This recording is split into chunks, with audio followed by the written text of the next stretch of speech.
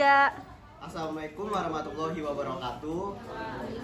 Perkenalkan, nama saya Bagas Hadi Wibowo dari kelas 11 4. Kali ini saya akan menceritakan apa itu demokrasi, sejarah demokrasi di Indonesia juga. Nah, kan yang sudah kalian ketahui, sebentar lagi kita akan melakukan demokrasi, yaitu pada tanggal 14 Februari 2024 nanti.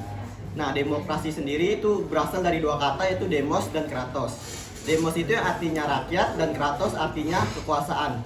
Jadi demokrasi itu adalah kekuasaan rakyat. Dan bisa diartikan juga demokrasi adalah kekuasaan yang berasal dari rakyat, oleh rakyat, dan untuk rakyat. Demokrasi itu sendiri pertama kali ada di Yunani pada tahun 508 sampai 509 Masehi, tepatnya di kota Athena. Dan demokrasi di Indonesia itu beragam menjadi 4 macam. Yang pertama yaitu ada demokrasi parlementer, yang kedua ada terpemimpin, ketiga ada orde baru, dan yang terakhir ada reformasi yang kita alami saat ini. Yang pertama saya akan membahas yaitu demokrasi parlementer.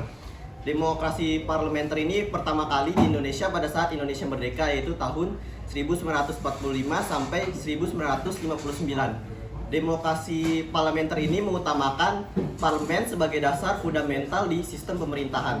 Yang kedua yaitu ada sistem demokrasi terpemimpin. Dari namanya saja kita sudah tahu ini terpemimpin. Jadi segala kebijakan pemerintah dan sistem pemerintah dilakukan oleh pemimpin pemerintah.